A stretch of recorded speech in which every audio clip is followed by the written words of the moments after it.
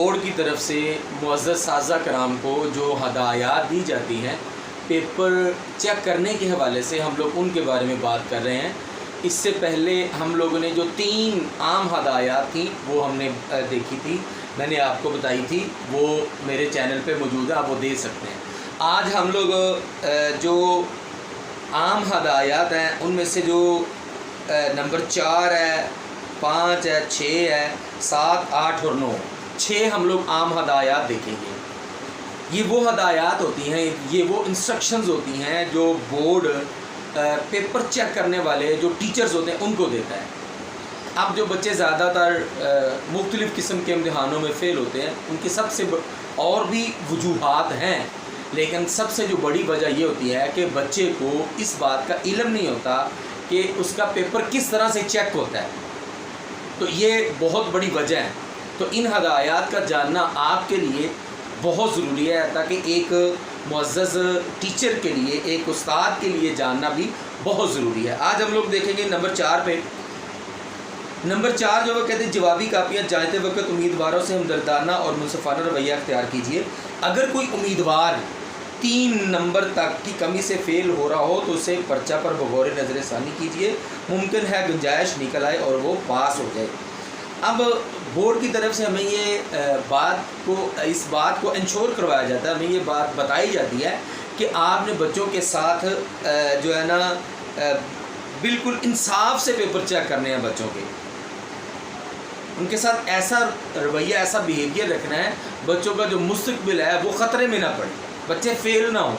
अब जो अगली बात है वो बहुत इंपॉर्टेंट है। हमें ये बोर्ड, ये देखिए मेरे पर लिखा हुआ है, देखिए ज़रा, अगर आप गौर करें तो वो ये कह रहा है, हमें ये बताया जा रहा है कि अगर कोई बच्चा 3 नंबरों से फ़ेल हो रहा है, मिसाल के तौर पर अगर पासिंग नंबर 20 है, अगर 3 नंबरों से फ़ेल हो रहा है तो जो पेपर चेक करने वाले सब एग्ज़ामिनर होते हैं उनको बोर्ड ये इजाज़त देता है, परमिशन देता है कि 3 नंबर जो है ना वो बच्चे को पेपर में देखें।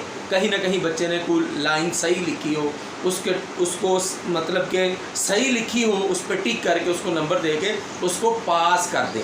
अगर कोई बच्चा 17 नंबर पे आ जाता है तो उसको सब एग्ज़ामिनर 20 नंबर पे जो है ना वो ले जा सकता है, और ये बहुत अच्छी पॉलिसी है बोर्ड की।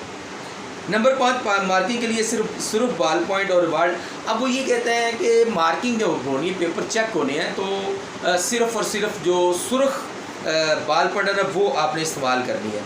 नंबर 6 पे अवार्ड लिस्टों के तैयार करने के हवाले से वो कहते हैं जी, जो अवार्ड लिस्टें हैं वो आपने बड़े ध्यान से तैयार करनी है, उनमें जो है ना वो कटिंग वगैरह नहीं होनी चाहिए। और नंबर 7 पे हर सवाल के नंबर तरतीबवार और हिस्सावार दिए जाएँ, मुख्तसर जवाब। अब यहाँ पे वो ये कह रहा है कि नंबर 7 पे कि जो आप मिसाल के तौर पर आपका सवाल नंबर 2 है, तो सवाल नंबर 2 के जो जुज़ हैं उनके अलग-अलग नंबर देने हैं, और आखिर पे इनका टोटल करना है। फिर टोटल करके मिसाल के तौर पर आपने 5 सवाल करने हैं, अगर आपके 2-2 नंबर है तो आखिर पे आपको जो है ना वो 10 नंबर जो है ना वो टोटल आपने करके दायरे में आपने लिखना होता है। नंबर 8 पे अगलात की निशानदाही दायरा लगाकर या क्रॉस लगाकर करें। जवाब गलत होने की स्थिति में 0 ज़रूर। अगर आपका जवाब गलत है तो उसके ऊपर क्रॉस लगाया जाएगा और 0 लिखा जाएगा। 0 की बजाय अगर वो कहते हैं जी जी नहीं लिखना, सिफर आपने लिखना, पूरा लफ्ज़ लिखना है या 0 लिखना है। जवाबी कापी में खाली जगह को क्रॉस करना, अगर आपने खाली जो है ना वो पेज छोड़े हुए हैं तो ये सब एग्ज़ामिनर की ज़िम्मेदारी होती है कि उसके ऊपर जो है ना वो क्रॉस लगाए।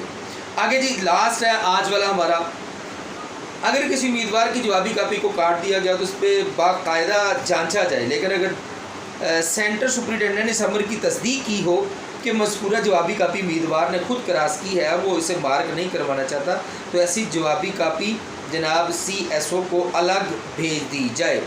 अब वो ये कहना चाह रहे हैं कि अगर किसी भी जवाबी कापी को खाली छोड़ दिया जाए, अगर वो एग्ज़ामिनर है तो वो उस जवाबी कापी से मुराद ये है कि जो आंसर शीट आपको बोर्ड की तरफ से मिलती है, अगर उसको खाली छोड़ दिया है तो वो जो सब एग्ज़ामिनर है उसको बड़े ध्यान से चेक करेगा।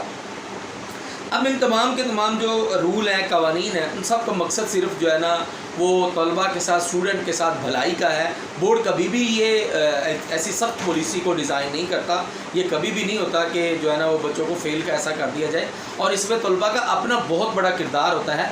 और उसमें सबसे बड़ा जो मैंने आपको बताया है कि बच्चों को इस बात का नहीं पता होता, आपको इस बात का नहीं पता होता कि जो है ना पेपर किस तरह से चेक हो रहे होते हैं। और फिर जो नेक्स्ट अगली वो बात है कि इस बात का भी नहीं पता होता कि मैंने पेपर को अटैम्प्ट कैसे करना है। बाकी इंशाल्लाह जो रूल रह गए हम लोग इंशाल्लाह नेक्स्ट वीडियो में देखेंगे। मेरे साथ जुड़े